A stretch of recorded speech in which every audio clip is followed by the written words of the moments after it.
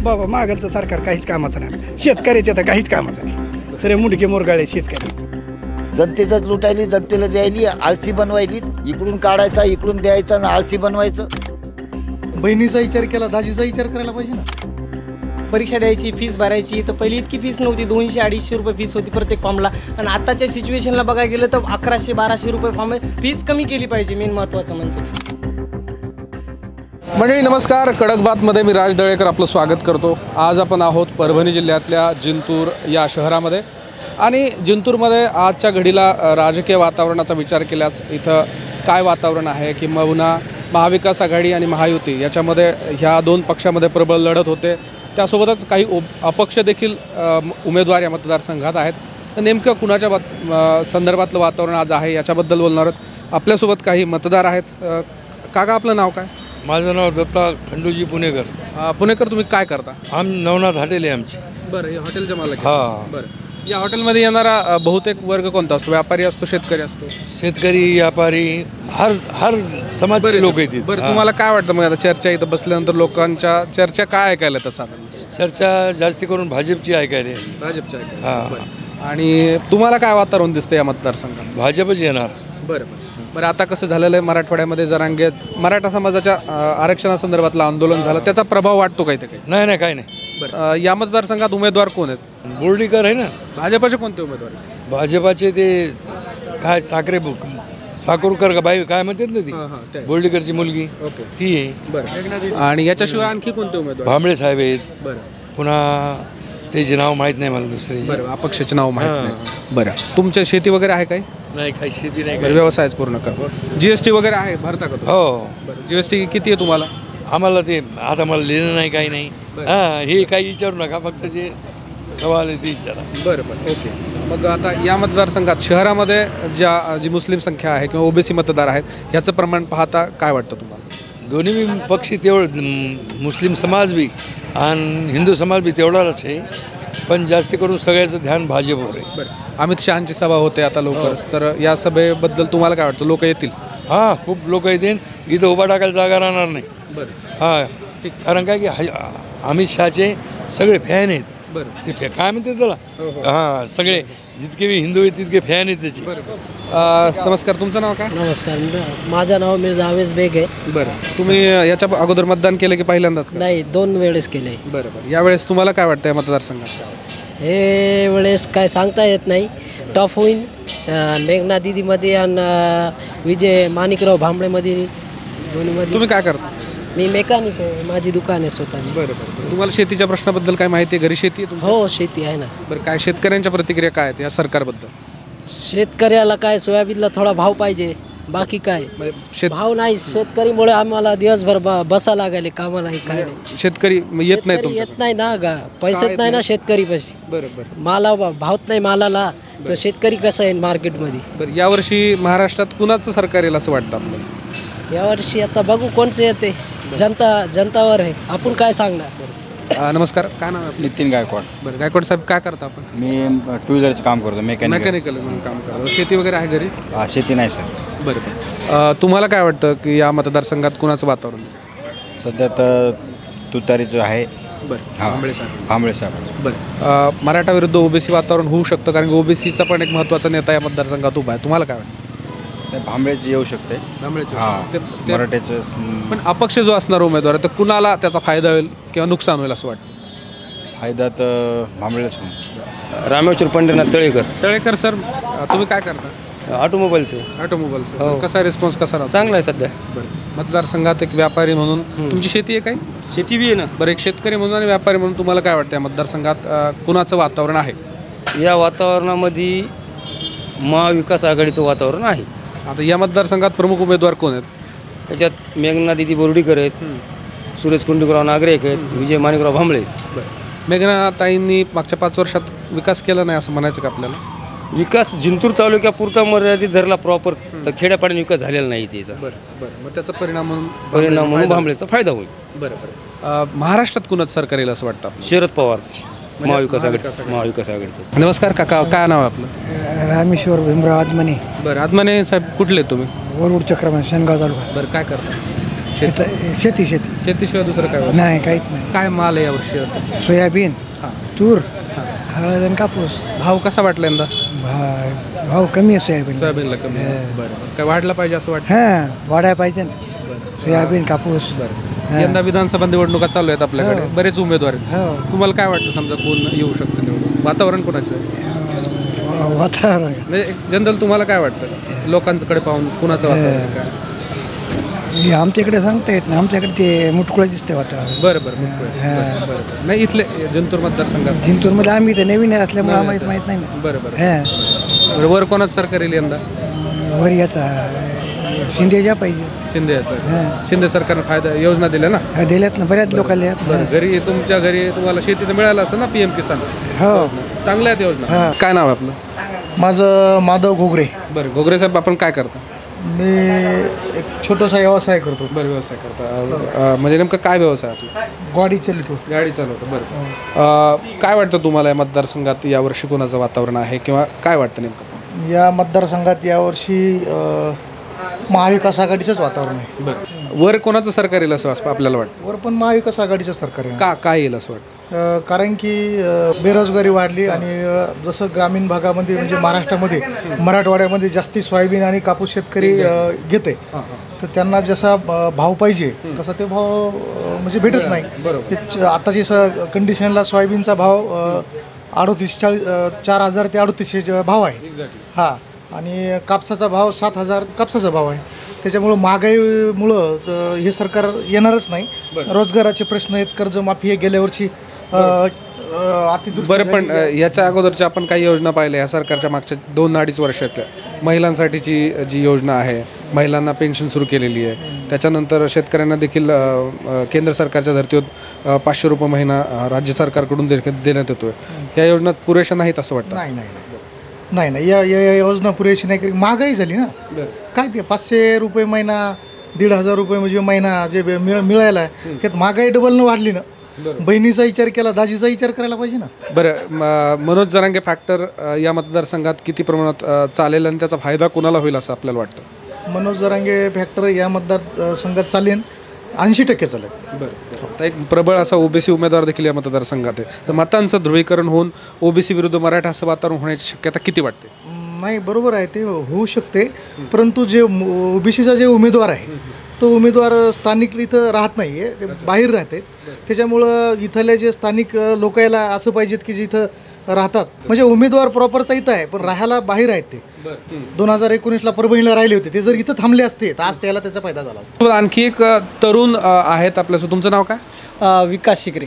बरं. पहिल्यांदा मतदान करता की यापूर्वी केलं? यापूर्वी बी केलं, 2019 पासून मतदान करतो. बरं. यंदा तरुणांचे प्रश्न काय वाटतात तुम्हाला या मतदारसंघात? तरुणांचे प्रश्न म्हणजे काय, सर्वात समजा परीक्षा द्यायची, फीस भरायची, तर पहिली इतकी फीस नव्हती. 200-250 रुपये फीस होती प्रत्येक फॉर्मला. आणि आताच्या सिच्युएशनला बघायला गेलं तर 1100-1200 रुपये फॉर्म आहे. तर प्रत्येक तरुण स्पर्धे परीक्षा द्यायची असेल की त्यांच्या स्वतःच्या वैयक्तिक स्वखर्चाने राहतो किंवा आईवडिलाची परिस्थिती नसते. फीस कमी केली फीस कमी केली पाहिजे, मेन महत्त्वाचं म्हणजे. आणि दुसरं म्हणजे शेतकऱ्याचा प्रश्न म्हणजे की शेतकऱ्याच्या मालाला हमी भाव भेटला पाहिजे. बरं. तुमच्या घरी शेती पण आहे? हो, शेती बी आहे. बरं. काय शेतात? शेतात सोयाबीन आहे सध्या. बरं. सोयाबीनचा भाव चांगला आहे? नाही, 3200-3300 रुपये भाव आहे सध्या सोयाबीनला. बरं. त्यामुळे हा फटका बसणार आहे सर? हा, बसणार आहे फटका, बसेलच ना, महाराष्ट्रात बसणार ना. बरं. नवीन सरकार किंवा शिंदे सरकारने पण 10,000 रुपये महिना देणार असं बोली केलेली तरुणांना. तरुण मतदार करतील का या सरकारला आता काय सांगतं, त्यांच्या मनावर राहिलं मतदान. मंडळी नमस्कार. मंडळी, आपण परभणी जिल्ह्यातल्या जिंतूर सेलू या विधानसभा मतदारसंघामध्ये आता आहोत आणि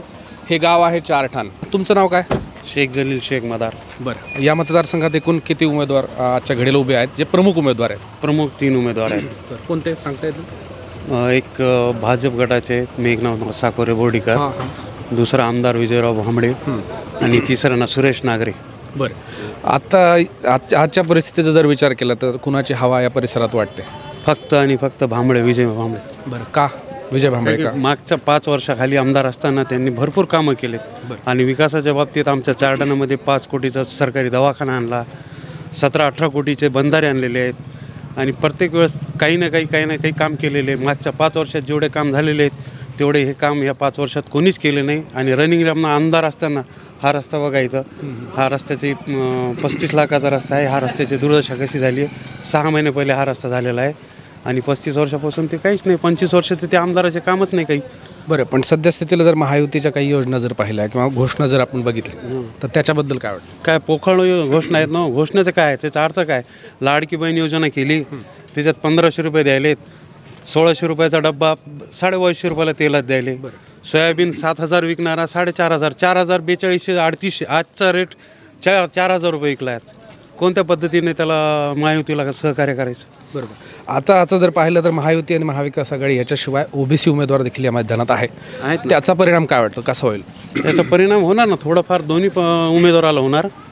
परिणाम असं होणार नाही असं नाही, पण थोडाफार परिणाम होणार, जास्त काही परिणाम होत नाही. कारण जो आमदार, माजी आमदार विजयराव भांबळेंनी जे कामं केलेले आहेत, सर्व समाजाला सोबत घेऊन कामं केलेले.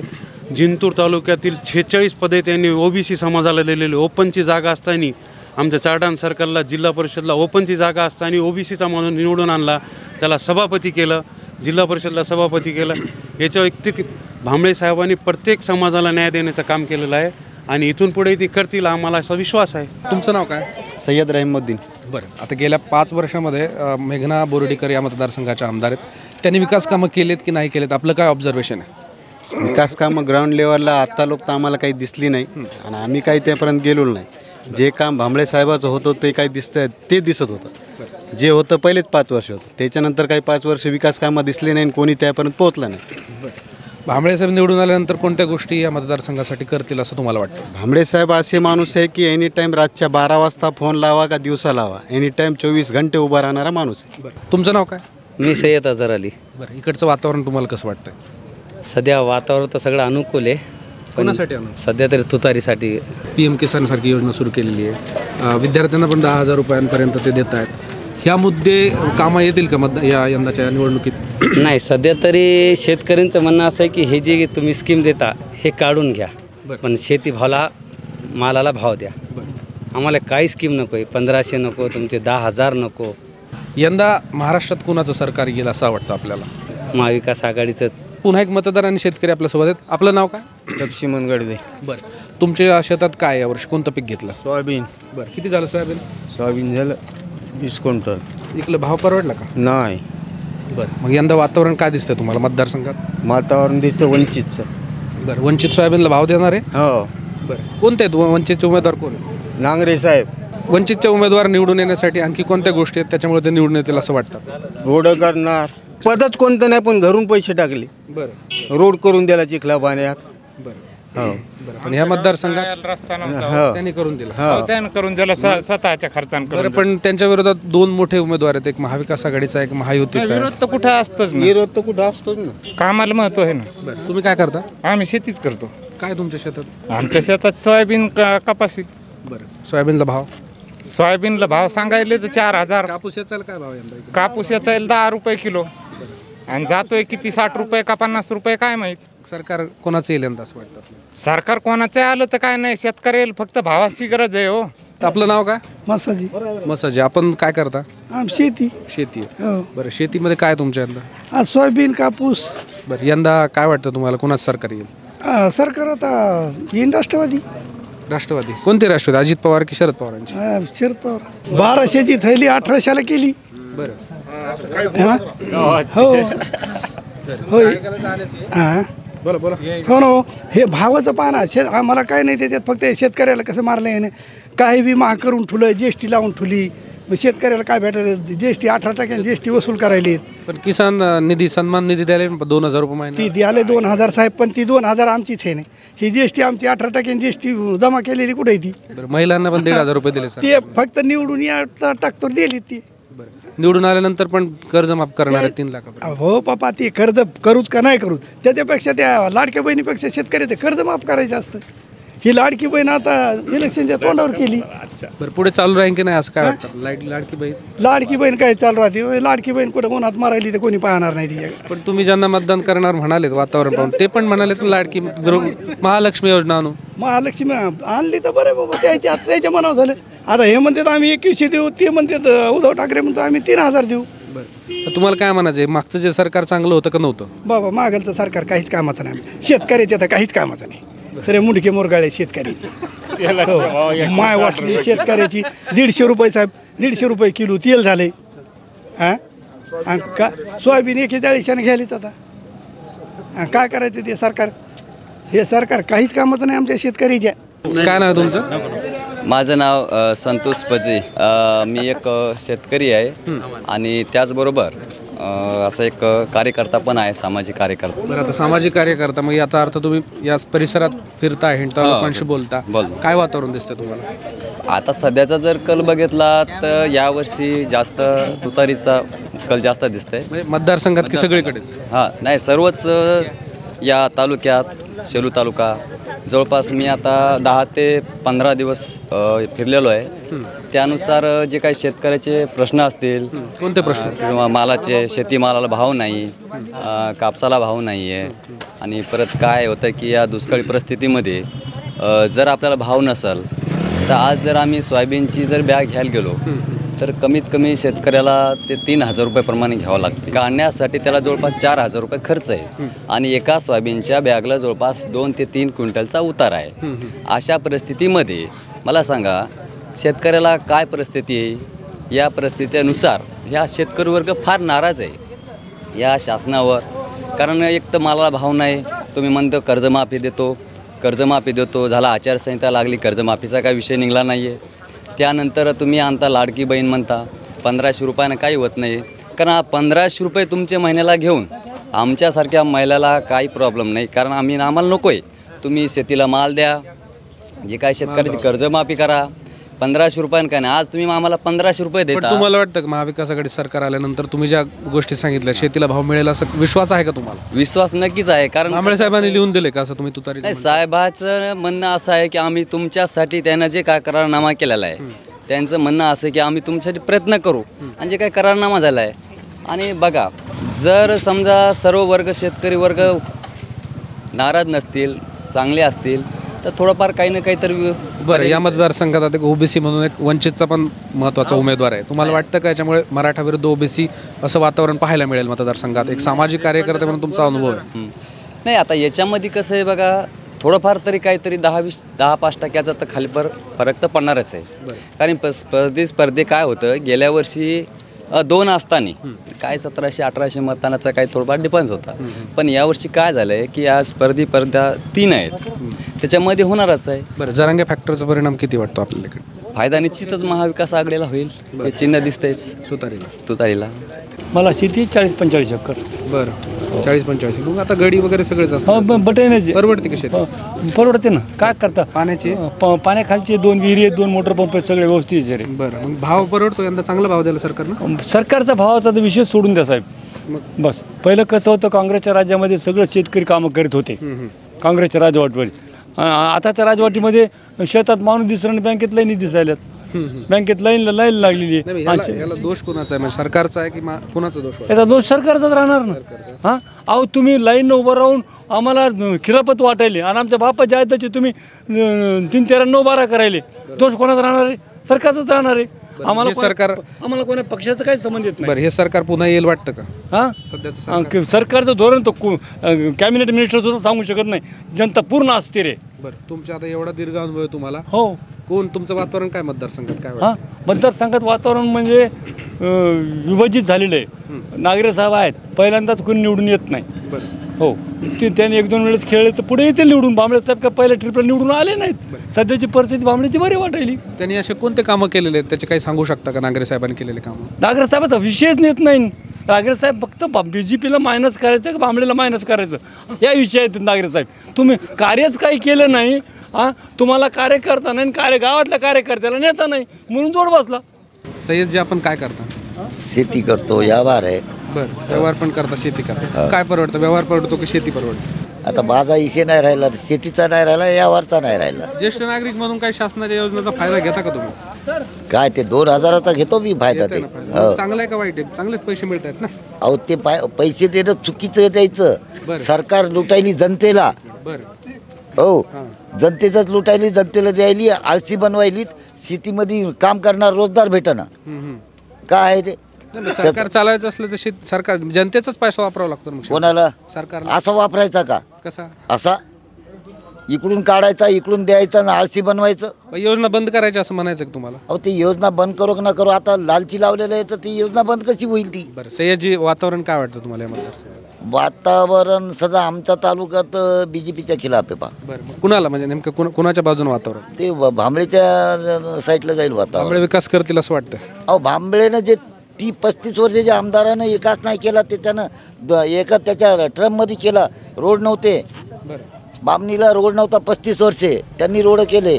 वझरला रोड केले, इकडं रोड केले. 4 ठणला काय केलं तुमच्या गावात? 4 टनला रोड केले त्यांनी. 4 टनला काय सरकारी दवाखाना केला, वॉटर सप्लायचे कामं केलेत त्यांनी, विकासाची कामे भरपूर केलेत त्यांनी.